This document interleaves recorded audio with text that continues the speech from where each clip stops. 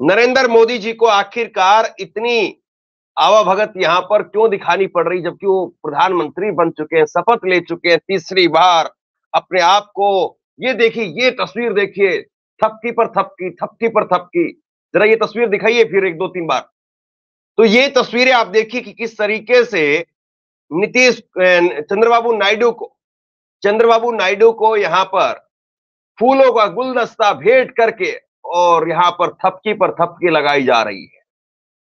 चंद्रबाबू नायडू का जो मुस्लिम guarantee card है वो तो मैंने आपके सामने रखा, आपको बताया, और एक बार फिर से छोटी सी झलक आगे आपको दिखा दूंगा। लेकिन पहले आज की मेन खबर यह है कि ये सारी झपकी थपकी इसलिए लगाई जा रही है कि चंद्रबाबू नायडू स्पीकर के पद पर मान जाए और स्पीकर के पद पर अपना जो दावा है या अपनी जो डिमांड है उससे अपने आप को दूर कर ले। लेकिन इस बीच में स्पीकर को लेकर के दो नाम निकल करके सामने आ रहे हैं, और एक नाम मेरी सहयोगी जो है वो शालिनी बताएंगी कि एक नाम तो वो है, चलिए मैं खुलासा उसका कर देता हूं। चंद्रबाबू, एक नाम ओम बिरला का है जो कि पहले स्पीकर रहे, तो उनको रिपीट करने का भी नरेंद्र मोदी का एक प्लान है। लेकिन अगर चंद्रबाबू नायडू आज की इस थपकी झपकी और जो भी आप कहिए, जिस तरीके से भी आप इसका विश्लेषण करिए इन तस्वीरों का, मोदी जी ऐसे किसी और नेता से नहीं मिलते हुए देखे होंगे आपने। कभी योगी आदित्यनाथ को ऐसे गले नहीं लगाया होगा जो आज चंद्रबाबू नायडू को यहां पर गले लगाया जा रहा है। जिस तरीके से चंद्रबाबू नायडू के साथ में यहां पर नरेंद्र मोदी मिल रहे हैं, बस यही तस्वीर अपने आप में पूरी कहानी को बयां कर देता है। पूरी कहानी को यही तस्वीर बयां कर रही है कि आज तक मुझे नहीं लगता है कि भारत में किसी और दूसरे नेता के साथ में नरेंद्र मोदी ने इतना गर्मजोशी दिखाई हो जितनी यहां पर दिखाई जा रही है। और इसी से आप समझ लीजिए कि नायडू को लेकर के क्या खेल हो रहा है। और बीजेपी एक और नया नाम निकाल करके लेकर के आ रही है, जो कि भाजपा की आंध्र प्रदेश की प्रदेश अध्यक्ष है और चंद्रबाबू नायडू की साली है। उनकी पार्टी में नहीं है, प्रदेश अध्यक्ष बीजेपी की आंध्र प्रदेश की है वो। तो बीजेपी का नरेंद्र मोदी का सेकंड प्लान उनको लेकर के है। अब उसके बारे में डिटेल में शालिनी बताएंगी, लेकिन आप जरा समझिए कि पहला प्लान ऐसा लग रहा है, इन तस्वीरों को देख करके ऐसा लग रहा है कि पहला प्लान यानी ओम बिरला का नाम वो तो शायद नहीं बन पाया है, या पहला प्लान किसी तरीके से बन जाए और यहां पर साली और जीजा का झगड़ा या साली और जीजा की जुगलबंदी, उससे जो है वो नरेंद्र मोदी अपना पैर छुड़वा लें और आगे जो है वो बढ़ जाएं। क्या उसके लिए ये सारा घटनाक्रम हो रहा है? और हमारे दर्शक लिख रहे हैं कि ऐसी तस्वीरें तो 10 साल में आज तक नहीं देखी धर्मेंद्र भाई। तो ये आज तक 10 साल में नरेंद्र मोदी जी, वही तस्वीरें दिखाइए भाई, आज तक नरेंद्र मोदी जी इस तरीके से 10 साल में किसी और नेता से मिले हैं क्या आपने देखा? और सामने लोगों में एक भी बीजेपी का झंडा नहीं है, एक भी सिंगल। और आंध्र प्रदेश का जो रिजल्ट है वो रिजल्ट भी आपको दिखा देंगे थोड़ी देर में कि वहां पर बीजेपी की स्थिति क्या है। तो बहुत महत्वपूर्ण खबर है और इस खबर पर हम लोग चर्चा करेंगे। और जिस तरीके से यहां पर थपकी झपकी नरेंद्र मोदी दे रहे हैं, तो जादू की झपकी जो है वो काम करेगी, या जादू की झपकी इसलिए आई है क्योंकि टेंशन बढ़ गई है, इसलिए आई है क्योंकि नरेंद्र मोदी जी की जो बात है वो बन नहीं पा रही है। खैर शालिनी, क्या अपडेट है आपके पास? जी बिल्कुल, मैं आपको बता दूं कि 18 जून से संसद का ग्रीष्मकालीन सत्र शुरू होने वाला है। इस बीच स्पीकर के पद को लेकर तमाम कयास लगाए जाने शुरू हो चुके हैं। और एक मिनट में इसमें एक लाइन ऐड कर दूं जी। 18 जून से अभी कहा जा रहा है, पहले 15 जून होना था, और 15 जून से अब जो है इसको 18 की बजाय 22 या 24 जून भी किया जा सकता है। ये सब इसलिए हो रहा है क्योंकि स्पीकर का मामला वो फंसा हुआ है। और इसीलिए, वरना अभी तक तो नरेंद्र मोदी जी को जाना भी है, इटली जाना है। वो पहली यात्रा जो है वो इटली करके आएंगे, और इटली में भी कुछ ऐसी थपकी झपकी हमें याद है, बस इससे आगे नहीं। आप अपडेट दीजिए। जी, तो मैं आपको बता दूं कि आंध्र प्रदेश से जो एक बड़ा नाम निकलकर सामने आ रहा है, वो दग्गुबती पुंडेश्वरी का नाम जो है वो सामने आ रहा है, जो कि चंद्रबाबू नायडू की साली है और जो आंध्र प्रदेश के पूर्व सीएम एनटी रामा राव जो थे उनकी बेटी है, और इस बीच उनका नाम स्पीकर पद के लिए सामने आ रहा है। इस बीच ये भी कहा जा रहा है कि ओम बिरला जो कि पूर्व स्पीकर थे, अब फिर एक बार उनका नाम आगे रखा जा सकता है। तो सर ये तस्वीरें भी दिखाइए और खबर का भी जिक्र कर दीजिए। जी जी, तो मैं आपको बता दूं कि जिस तरीके से ये जो अभी नाम जो है वो सामने आ रहा है, और साथ ही साथ में ये आप ये एक बार ये तस्वीरें देखिए, इन्हीं का नाम दग्गुबती पुंडेश्वरी है, जिनका नाम स्पीकर पद के लिए सामने आ रहा है। और कहा जा रहा है कि इनका नाम बीजेपी आगे रख सकती है, क्योंकि ये चंद्रबाबू नायडू की जो है वो साली भी है। ये टीडीपी पार्टी के अंदर नहीं है, लेकिन ये बीजेपी से हैं। और इस बीच सर जिस तरीके से हम ये देख रहे हैं कि ग्रीष्मकालीन सत्र की तारीख जो है वो आगे बढ़ाई जा रही है, पोस्टपोन की जा रही है, और अभी भी कयास लगाए जा रहे हैं कि तारीखों को आगे बढ़ाया जा सकता है। तो स्पीकर का सस्पेंस कब तक खत्म हो सकता है, और इस सस्पेंस के बीच किस तरीके से नीतीश और नायडू को समझाया जाएगा, बुझाया जाएगा, क्योंकि दोनों ही स्पीकर पद की मांग को लेकर कहा जा रहा है कि अड़े हुए हैं।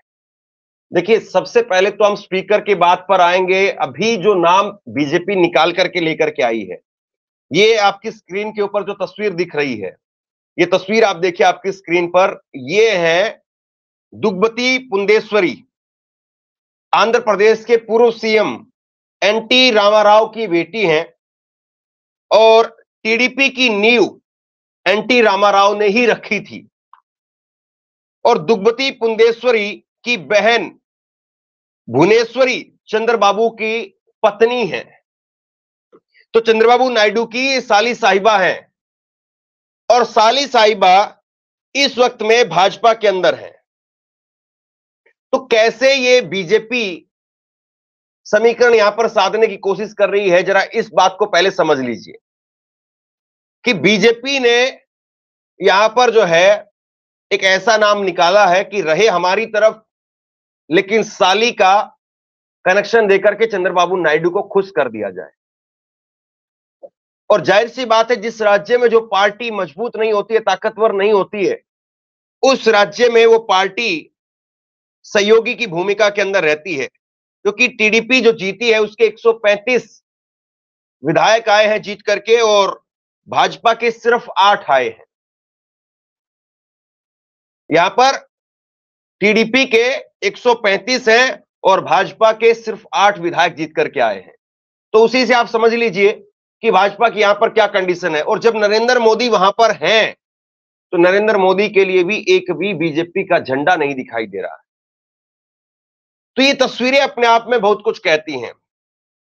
ये तस्वीरें ये बताती हैं कि बीजेपी वहां पर सिर्फ और सिर्फ नाम के लिए पार्टी है, और बहुत कोशिश ये है इस वक्त में कि किसी न किसी तरीके से ओम बिरला के नाम पर अगर ये राजी हो जाए चंद्रबाबू नायडू, तो पुंडेश्वरी को प्रोटेम स्पीकर बना दिया जाए, और जो है वो स्पीकर का दर्जा ओम बिरला को दे दिया जाए। और ओम बिरला वही है जिन्होंने एक झटके में 150 सांसदों को विपक्ष के बाहर कर दिया। अब मैं आपको आगे चल करके वो भी बताऊंगा कि स्पीकर का इतना जो है वो पूरा सिरदर्द क्यों बना हुआ है, कौन है स्पीकर, स्पीकर की पावर क्या है, स्पीकर का पहले रोल क्या क्या रहा है, स्पीकर ने कैसे महाराष्ट्र की पूरी तस्वीर बदल दी थी, और स्पीकर के जरिए कैसे पूरी सरकार अटल बिहारी वाजपेयी की वो बच सकती थी, वो सरकार गिर गई एक वोट से सिर्फ। और उस वक्त में भी टीडीपी का ही स्पीकर था, और टीडीपी आज भी अपना स्पीकर चाहती है। और स्पीकर को लेकर के इंडिया गठबंधन की तरफ से कहा गया है कि हम आपको समर्थन देने के लिए भी तैयार हैं। तो बहुत कुछ ऐसा है जो स्पीकर के नाम को लेकर के इस वक्त जो है रस्साकसी चल रही है और नीतीश कुमार यहां इस बैठक में नहीं पहुंचे, इसका मतलब क्या नीतीश यहां पर तैयार नहीं है, राजी नहीं है? क्योंकि नीतीश कुमार को इसलिए भी पहुंचना चाहिए था क्योंकि अब दो क्षेत्रीय पार्टियां ऐसी हैं जो बड़ी पार्टियां हैं। टीडीपी एनडीए के अंदर दूसरे नंबर की बड़ी पार्टी है और जेडीयू तीसरे नंबर की बड़ी पार्टी है।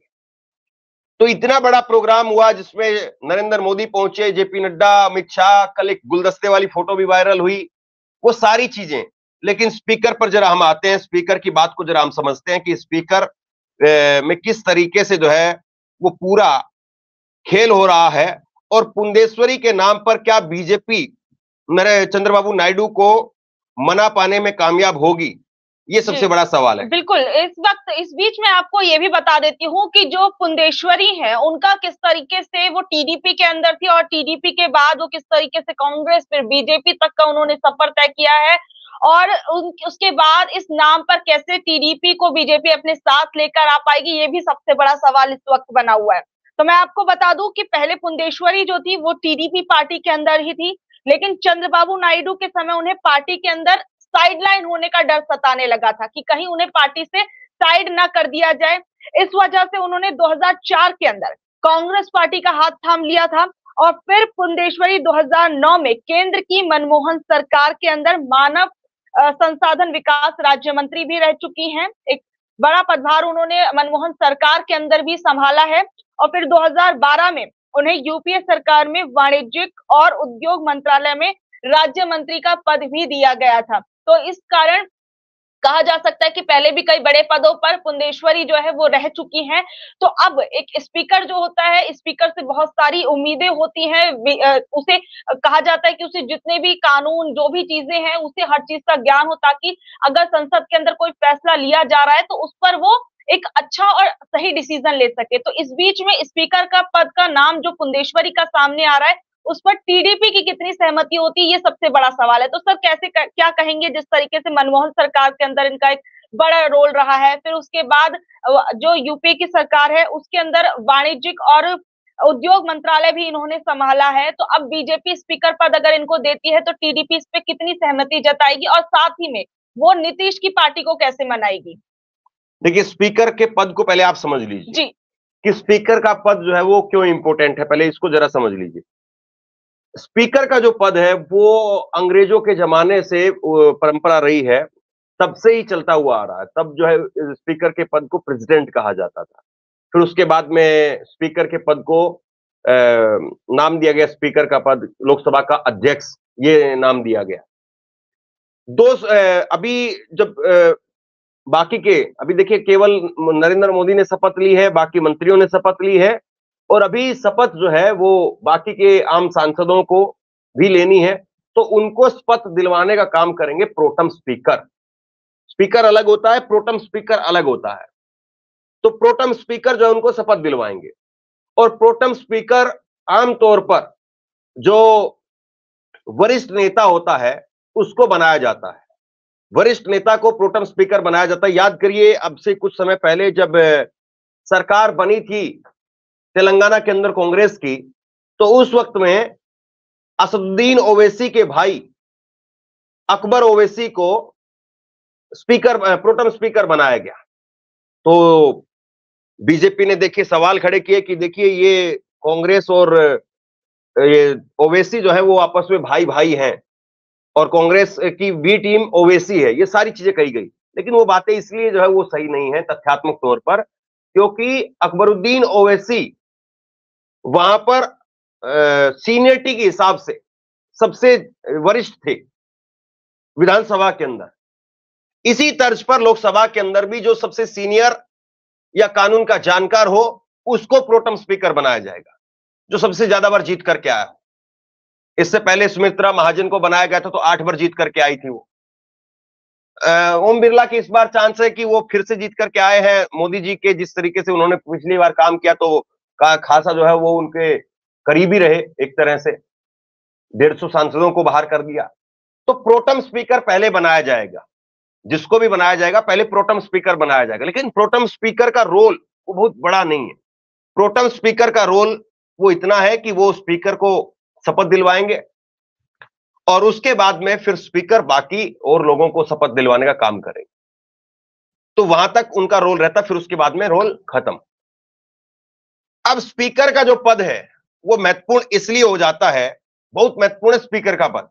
मैं आपको एक उदाहरण के जरिए समझाऊंगा। इस वक्त में जब अभी आपको याद होगा, जब महाराष्ट्र का पूरा प्रकरण चला था, तो महाराष्ट्र के प्रकरण के अंदर जब उद्धव ठाकरे की पार्टी तोड़ दी गई, उद्धव ठाकरे की पार्टी तोड़ दी गई और उद्धव ठाकरे की पार्टी तोड़ने के बाद जो बागी गुट था, यानी एकनाथ शिंदे का गुट, उन्होंने अपना स्पीकर चुनने का काम किया और इसको लेकर के सुप्रीम कोर्ट में उद्धव ठाकरे का गुट पहुंचा था और सुप्रीम कोर्ट में उद्धव ठाकरे के गुट ने पहुंच करके स्पीकर को जो है वो अवैध बताया था कि स्पीकर की नियुक्ति ही अवैध है। लेकिन उद्धव ठाकरे ने कहा, और उसके साथ में उन्होंने सुप्रीम कोर्ट में यह भी कहा था कि ये जो 16 विधायक हमारे उस तरफ गए हैं एकनाथ शिंदे के साथ में, इनको अयोग्य करार दीजिए। लेकिन सुप्रीम कोर्ट ने कहा कि हमारे पास में ऐसी शक्तियां नहीं है, हम इनको अवैध करार नहीं दे सकते हैं, इनको अगर अयोग्य करार करना है तो वो काम स्पीकर करेंगे। इस स्पीकर, ये जो अयोग्य करार करने का जो मामला है, ये 1985 में संविधान के संशोधन में 10वीं अनुसूची जो जोड़ी गई उसके अंदर आया कि आप एक पार्टी के अंदर हैं और दूसरी पार्टी को अगर आप जाकर के वोट करते हैं तो उसके बाद में स्पीकर आपको अयोग्य घोषित कर सकता है, लोकसभा के अंदर भी और राज्यसभा के अंदर भी, ये विधानसभा के अंदर भी, दोनों जगह पर स्पीकर की जो शक्तियां तकरीबन सेम है। तो ये, लेकिन ये भी साथ साथ जोड़ा गया कि अगर 2/3 विधायक या 2/3 सांसद अगर आपके टूट करके उस तरफ चले जाते हैं तो फिर दल बदलू कानून लागू नहीं होगा, फिर अयोग्य घोषित नहीं किया जाएगा। तो इस वक्त में जो डर है जो विपक्षी पार्टियों को, जिसमें चंद्रबाबू नायडू की पार्टी है, नीतीश कुमार की पार्टी है या बाकी और पार्टियां हैं, उनको डर इस बात का है कि कहीं ऐसा ना हो कि रातों रात हमारे सांसदों को तोड़ करके ले जाया जाए, हमारे सांसदों को अपने पक्ष में कर लिया जाए बीजेपी के द्वारा और उसके बाद हम पार्टी एक तरह से उससे हाथ धो बैठे। लेकिन अगर स्पीकर अगर उनका रहता है तो ऐसे में जो विधायक टूट करके उधर जाएंगे या टूट करके बीजेपी के लिए जो जाकर के वोट करेंगे, उनको अयोग्य करार दे दिया जाएगा। तो ये इसलिए चंद्रबाबू नायडू अड़े हुए हैं, चंद्रबाबू नायडू जो है वो अड़े हुए हैं कि किसी न किसी तरीके से अपने पास में स्पीकर का पद जो है वो रखा जाए। जी, आपने भी महाराष्ट्र का प्रकरण बताया कि महाराष्ट्र के अंदर किस तरीके से स्पीकर पद की क्या भूमिका थी। इस बीच में जिस तरीके से हमने देखा था, शिवसेना के जो यूबीटी के सांसद जो है आदित्य ठाकरे, उन्होंने किस तरीके से नीतीश और नायडू को चेताया, उसे लेकर भी कुछ दिन पहले अभी आदित्य ठाकरे का एक बयान सामने आया था और उन्होंने चेतावनी दी थी कि जो नीतीश कुमार और टीडीपी के चंद्रबाबू नायडू हैं, उन्हें अपने इस मांग पर अड़े रहना चाहिए, वरना उनका जो हाल है वो उनके जैसा हो सकता है। तो देखिए, मैं आपको एक बार एक्सपोज पर उन्होंने जो कुछ लिखा था, मैं एक बार आपको वो भी पढ़कर सुना देती हूँ। उन्होंने कहा कि सरकार बनते ही भारतीय जनता पार्टी अपने सहयोगी दलों को तोड़ने की कोशिश में लग जाएगी। उन्होंने कहा कि नए राजग के संभावित सहयोगी दलों को एक विनम्र सुझाव है कि स्पीकर का पद हासिल करें। और ठाकरे ने अप्रत्यक्ष रूप से शिवसेना और राष्ट्रवादी कांग्रेस में हुए विभाजन का उल्लेख भी किया, यानी एक सच वार्निंग दे दी कि देखिए जैसे हमारे साथ हुआ है वैसा आपके साथ भी हो सकता है, तो संभल कर रहिएगा। देखिए, आप स्पीकर की शक्तियों को जरा समझ लीजिए। स्पीकर की जो सबसे बड़ी शक्ति है वो है सदन को स्थगित करने का काम। सदन को स्थगित करने का फैसला वो स्पीकर लेते हैं।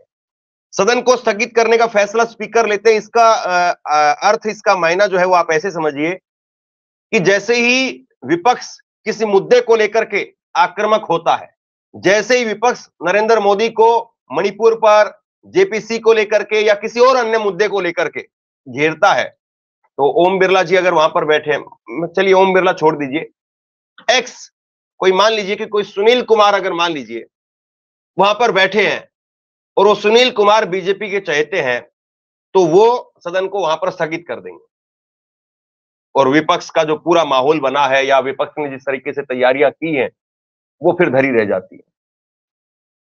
और उसके साथ साथ संसद की जो संयुक्त बैठक की अध्यक्षता होती है वो भी स्पीकर के पास में होती है। किसी सांसद को बाहर भेजा गया है, सस्पेंड किया गया है, वेल में आने की वजह से, नारेबाजी की वजह से सस्पेंड किया गया है, तो उसको दोबारा बहाल करना है नहीं करना है, पहले तो बाहर भेजने का ही फैसला उस स्पीकर का फैसला होता है। तो ऐसे में जिस तरीके से हमने देखा अभी हाल में, जैसे सांसद संजय सिंह जो है वो धरने पर बैठे रहे रात रात जो है वो, फिर उसके बाद में और कई सांसद जो उनके साथ में आ गए, फिर 150 सांसद हो गए, 150 सांसदों को बाहर कर दिया गया। और यहां तक भी हमने देखा कि कांग्रेस के लोकसभा के अंदर नेता प्रतिपक्ष अधीर रंजन चौधरी को भी सस्पेंड कर दिया गया। तो एक तरीके से अति कही गई कि अति कर दी है, सारी हदें तोड़ दी है, नेता प्रतिपक्ष को भी आपने सस्पेंड कर दिया। तो जब विपक्ष का नेता ही नहीं है संसद के अंदर, विपक्ष के नेता को ही आपने बाहर कर दिया, तो फिर आवाज कौन उठाएगा, फिर बात कौन रखेगा? ये बहुत बड़ा सवाल था। तो ये एक मैंने बताया कि कौन जो है वो बाहर जाएगा और बाहर से कौन अंदर आ सकता है, इसका फैसला भी स्पीकर को करना रहता है। अविश्वास प्रस्ताव छोड़ करके सदन में जितने प्रस्ताव आते हैं वो स्पीकर की अनुमति से ही आते हैं। किसी बिल या प्रस्ताव पर बराबर वोट पड़ने की स्थिति में स्पीकर को अपना मत इस्तेमाल करने का हक है, और यहीं पर जो है अटल बिहारी वाजपेयी की सरकार एक वोट से गिर गई। आगे मैं आपको बताऊंगा, अगर बराबर मान लीजिए कि एनडीए और इंडिया की तरफ से जो नंबर है वो बराबर रह गया, हालांकि वैसे आप देखेंगे तो बराबर नहीं है, लेकिन कई बार संसद में ऐसी परिस्थितियां बनती हैं कि पर्टिकुलर किसी बिल को लेकर के, जैसे मान लीजिए कि कोई बिल है जो दलितों के हक में आया है, तो मायावती जी की मान लीजिए कि 10 सांसद हैं, अभी तो उनका कोई नहीं है, लेकिन 10 सांसद हैं, और अगर वो नरेंद्र मोदी अगर वो जो बिल लेकर के आ रहे हो दलितों के खिलाफ है, तो ऐसे में मायावती जी इंडिया गठबंधन की तरफ आ जाती, तो संख्या जो है वो अपने आप में कई बार संसद के अंदर बराबरी पर आ जाती। तो ऐसे में स्पीकर अपना मत किसे देगा, ये बहुत इंपॉर्टेंट हो जाता है, और वो उस वक्त में स्पीकर अगर विपक्ष का है तो फिर पूरा खेल पलट जाएगा। सदन में सदस्य की अयोग्यता पर अंतिम फैसला स्पीकर के पास होता है, जो मैंने बताया। सदन में किसी इस्तेमाल किए गए किसी असंसदीय शब्द को रिकॉर्ड से हटाने का फैसला भी स्पीकर करते हैं। जैसे राहुल गांधी के भाषण से 14-15 बार जो वाक्य है उनको एक्सपंज कर दिया जाता है, हटा दिया जाता है, निकाल दिया जाता है। अगर स्पीकर कोई भाजपा समर्थक नहीं है या उस खेमे से नहीं आया है, न्यूट्रल है, तो वो विपक्ष के उन शब्दों को असंसदीय करार देकर के वहां से हटाएगा नहीं। ये एक बहुत बड़ा जो है वो फैसला होता है। इसके अलावा स्पीकर लोकसभा सचिवालय के प्रमुख भी होते हैं, उनकी अनुमति के बिना संसद के भीतर कोई बदलाव नहीं किया जा सकता है। अब संसद में क्या क्या हुआ है कहने की आवश्यकता नहीं है कि कितनी जो है उसमें अनुमति ली गई होगी। तो ये उस वक्त की जो है मैं आपको कहानी बता रहा हूं। और महाराष्ट्र के अंदर, महाराष्ट्र का जो प्रकरण था मैंने आपको बताया, और अब एक वोट से कैसे सरकार गिरी थी, एक वोट से कैसे वाजपेयी की सरकार गिरी थी, जरा उस प्रकरण को भी समझ लीजिए। 1998 में अटल बिहारी वाजपेयी के नेतृत्व वाली एनडीए की सरकार, उसके गिरने की चर्चा होती है, तब टीडीपी एनडीए का हिस्सा थी। लोकसभा स्पीकर टीडीपी सांसद जेएमसी बाल योगी थे, जेएमसी बाल योगी। 17 अप्रैल 1999 को वाजपेयी सरकार के खिलाफ अविश्वास प्रस्ताव पर वोटिंग हुई और सिर्फ एक वोट के कारण उनकी सरकार गिर गई। ऐसा क्यों हुआ? दरअसल स्पीकर बाल योगी ने ओडिशा के मुख्यमंत्री चुने जा चुके कांग्रेस सांसद गिरिधर गोमांग को वोटिंग करने की अनुमति दे दी थी।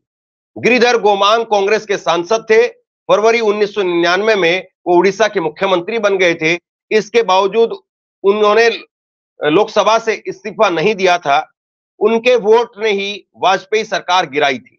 अब जरा इस बात को मैं थोड़ा सा आपको आसान भाषा में समझाता हूं क्या हुआ था। कांग्रेस के जो है वो लोकसभा सांसद थे, वो उड़ीसा में मुख्यमंत्री बन गए, लेकिन आप 6 महीने तक अगर आप चाहें तो लोकसभा का जो पद है उसको अपने पास रख सकते हैं। जैसे कुरुक्षेत्र से अभी नायब सैनी हरियाणा में मुख्यमंत्री बनाए गए और उपचुनाव को लेकर के कहा गया कि ये इस्तीफा देंगे, इनकी सीट पर उपचुनाव होना चाहिए, लेकिन 6 महीने तक जो है वो अपनी सीट पर बने रह सकते थे और इसलिए जो है उनको इस्तीफा नहीं देना पड़ा। और अभी जो विधानसभा का जो चुनाव होना है उसमें भी 6 महीने से पहले ही अब जो है वो आचार संहिता लग जाएगी। लेकिन उस वक्त में जो स्पीकर थे बाल योगी, जो टीडीपी से आते थे, उन्होंने कांग्रेस के सांसद को, जो कि उड़ीसा के मुख्यमंत्री बन गए थे, गिरधर गोमांग, उनको वोट डालने का अधिकार दे दिया कि आप वोट डाल सकते हैं। उन्होंने वोट डाला और उनके एक वोट से सरकार गिर गई। तो ये प्रकरण है जो कहा जाता है कि एक वोट से कैसे सरकार गिरी थी। और उस वक्त में स्पीकर की भूमिका, तो स्पीकर की भूमिका जो है वो आप ये मान करके चलिए कि जैसे मैं और थोड़ा सा आपको साधारण तरीके से समझाऊं, जैसे नमक के बगैर, वैसे तो नमक जो है वो न्यूट्रल होता है, उसको कौन खाना चाहेगा, उसका ना कोई ज्यादा यूज होता है, ना ज्यादा जो है वो नमक का कोई बहुत ज्यादा कोई उसमें आप कहें कि फलों की तरीके से उसकी कोई डिमांड होती है, लेकिन उसके बगैर काम चलेगा नहीं, पूरे खेल को जो है बिगाड़ देगा। तो ऐसे ही स्पीकर है। अब आप कहें कि स्पीकर की बजाय आपको कैबिनेट में कोई पद दे दिया जाए तो कैबिनेट का पद ले लीजिए, लेकिन कैबिनेट का पद उसकी एक अपनी, ठीक है कि आप एक भारी भरकम मंत्रालय मिल जाएगा, आप मलाई खा सकते हैं वहां पर बैठ करके, लेकिन स्पीकर का जो पद है उसकी वैल्यू ये है कि पूरी सरकार उस पर टिकी रहती है और सरकार का हर छोटा बड़ा फैसला और विपक्ष को आने वाली ऑक्सीजन वो एक तरह से स्पीकर के रास्ते से ही गुजरती है। लोकसभा को आप देखते हैं स्पीकर में एक और आपको प्रैक्टिकली बताता हूं आपको। जैसे लोकसभा के स्पीकर हैं और किसी बड़े मुद्दे को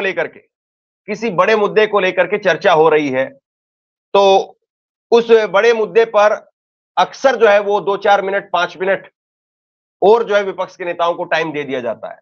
सत्ता पक्ष के नेता को तो टाइम मिलता ही मिलता है, टाइम पूरा होने के बाद की बात मैं कर रहा हूं, लेकिन विपक्ष के नेता को भी जैसे वो कहते हैं कि बैठ जाइए, आपका समय पूरा हो गया, बैठ जाइए। लेकिन अगर कोई न्यूट्रल आदमी होता है तो वो उनकी बात अगर पूरी नहीं हुई तो 2-4 मिनट और दे देते हैं।